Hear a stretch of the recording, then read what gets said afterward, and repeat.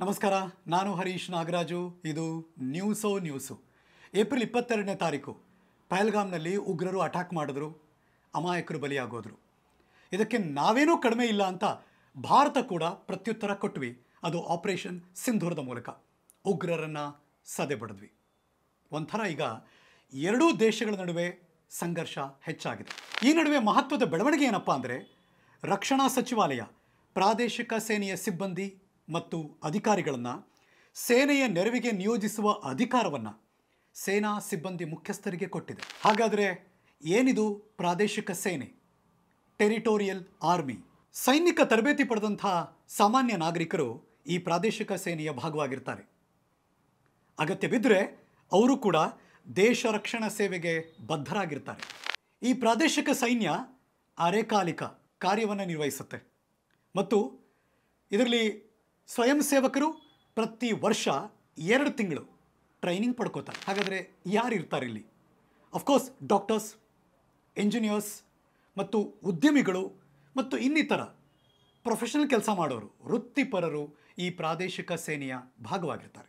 ಈ ಹಿಂದೆ ಯುದ್ಧದಲ್ಲಿ ಪ್ರಾದೇಶಿಕ ಸೇನೆ ಎಲ್ಲೆಲ್ಲಿ ಭಾಗವಹಿಸಿದ್ರು ಅದನ್ನು ನಿಮಗೆ ತೋರಿಸ್ತೀನಿ. 1962 ಚೀನಾ ಭಾರತ ಯುದ್ಧ, 1965 ಇಂಡೋ ಪಾಕಿಸ್ತಾನ ಯುದ್ಧ, 1971 ಇಂಡೋ ಪಾಕ್ ಯುದ್ಧ, ಕಾರ್ಗಿಲ್ ವಾರ್ ಮರೆಯೋಕ್ ಸಾಧ್ಯನೇ ಇಲ್ಲ. 1987 ಶ್ರೀಲಂಕಾದಲ್ಲಿ ಆಪರೇಷನ್ ಪವನ್, ಪಂಜಾಬ್ ಮತ್ತು ಜಮ್ಮು ಕಾಶ್ಮೀರದ ಆಪರೇಷನ್ ರಕ್ಷಕ್, 1991 ಈಶಾನ್ಯ ಭಾರತದ ಆಪರೇಷನ್ ರೇನೋ, 1990-91 ಆಪರೇಷನ್ ಭಜರಂಗ್, ಜಮ್ಮು ಕಾಶ್ಮೀರದ ಆಪರೇಷನ್ ಪರಾಕ್ರಮ್. ಹೀಗೆ ಪಟ್ಟಿ ಬೆಳೀತಾ ಹೋಗುತ್ತೆ. ಪ್ರಾದೇಶಿಕ ಸೇನೆ ಇಲ್ಲೆಲ್ಲ ಯಶಸ್ವಿಯಾಗಿ ಭಾಗವಹಿಸ್ತಾರೆ. ಈ ಪ್ರಾದೇಶಿಕ ಸೇನೆ ಅಂದರೆ ಟೆರಿಟೋರಿಯಲ್ ಆರ್ಮಿ ಬರೀ ಸಾಮಾನ್ಯ ನಾಗರಿಕರು ಅಂದರೆ ಡಾಕ್ಟರ್ಸ್, ಇಂಜಿನಿಯರ್ಸ್ ಅಥವಾ ಉದ್ಯಮಿಗಳು ಅವರಷ್ಟೇ ಅಲ್ಲ. ದೇಶದ ಪ್ರಮುಖ ಗಣ್ಯರು ಅಂದರೆ ಸಿನಿಮಾ ತಾರೆಯರು, ಸ್ಟಾರ್ಸ್, ಪೊಲಿಟಿಷಿಯನ್ಸ್, ಬೇರೆ ಬೇರೆ ಬಿಸ್ನೆಸ್ ಮ್ಯಾನ್ ಅವರು ಕೂಡ ಭಾಗವಾಗಿದ್ದಾರೆ. ಹಾಗಾದರೆ ಆ ಪ್ರಮುಖ ಗಣ್ಯರು ಯಾರ್ಯಾರು? ಕರ್ನಾಟಕದವರು ಯಾರಾದರೂ ಇದ್ದಾರಾ? ಅದನ್ನು ಕೂಡ ನಿಮಗೆ ತೋರಿಸ್ತೀವಿ ಈ ಮಾಹಿತಿಯಲ್ಲಿ. ಪ್ರಸಿದ್ಧ ಕ್ರಿಕೆಟಿಗ, ಭಾರತಕ್ಕೆ ವರ್ಲ್ಡ್ ಕಪ್ ಅನ್ನು ತಂದುಕೊಟ್ಟಂಥ ಕ್ಯಾಪ್ಟನ್, ಕೂಲ್ ಕ್ಯಾಪ್ಟನ್ ಅಂತಲೇ ಪ್ರಸಿದ್ಧಿ, MS Dhoni, lieutenant colonel, parachute regiment. 1983 ಭಾರತಕ್ಕೆ ಮೊದಲ ವಿಶ್ವಕಪ್ ಅನ್ನು ತಂದುಕೊಟ್ಟದ್ದು ಅದು ಕಪಿಲ್ ದೇವ್ ಕ್ಯಾಪ್ಟನ್ಸಿಯಲ್ಲಿ. ಕಪಿಲ್ ದೇವ್ ಕೂಡ ಇದ್ದಾರೆ. Kapil Dev lieutenant colonel, Punjab regiment. ಇನ್ನು ಕ್ರಿಕೆಟ್ ದೇವರು, ಇಡೀ ಜಗತ್ತೇ ಕ್ರಿಕೆಟ್ ಜಗತ್ತಿನಲ್ಲಿ ಪೂಜಿಸುವಂಥ ಗಾಡ್ ಅಂದರೆ ಅದು ಸಚಿನ್ ತೆಂಡೂಲ್ಕರ್. ಸಚಿನ್ ತೆಂಡೂಲ್ಕರ್ ಕೂಡ ಇದ್ದಾರೆ. Group captain Sachin Tendulkar. Politicians ಕೂಡ ಇದ್ದಾರೆ. ಹಾಗಾದರೆ ಯಾರ್ಯಾರು?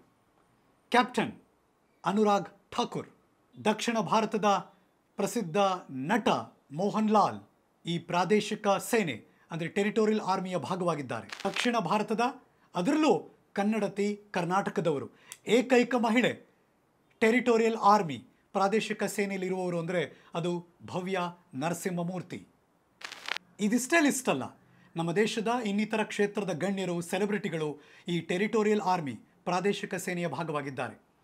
ಈ ಟೈಮಲ್ಲಿ ನೆನಪಿಸ್ಕೋಬೇಕು ಅಂದರೆ ಬರೀ ಯುದ್ಧ ಮಾತ್ರ ಅಲ್ಲ, ಈ ಹಿಂದೆ ಹಲವಾರು ಪ್ರಕೃತಿ ವಿಕೋಪಗಳು ನಡೆದಾಗಲೂ ಕೂಡ ಇವರೆಲ್ಲರೂ ಭಾರತೀಯ ಸೇನೆಗೆ ನೆರವಾಗಿದ್ದಾರೆ. ವೆರಿ ಕ್ರೂಷಿಯಲ್ ಏನಪ್ಪ ಅಂದರೆ, ಭಾರತೀಯ ಸಹಾಯಕ ಸೇನಾಪಡೆ ಅಂತಲೇ ಪ್ರಸಿದ್ಧರಾಗಿರುವಂಥ ಈ ಟೆರಿಟೋರಿಯಲ್ ಆರ್ಮಿ ಪ್ರಾದೇಶಿಕ ಸೇನೆ 32 ಪದಾತಿ ದಳಗಳಲ್ಲಿ 14 ಬೆಟಾಲಿಯನ್ಗಳನ್ನು ಮುಂದಿನ 2028 ತನಕ ದೇಶದಾದ್ಯಂತ ನಿಯೋಜನೆ ಮಾಡಬೇಕು ಅಂತ ರಕ್ಷಣಾ ಸಚಿವಾಲಯ ಈಗ ನಿರ್ಧಾರ ಮಾಡಿದೆ.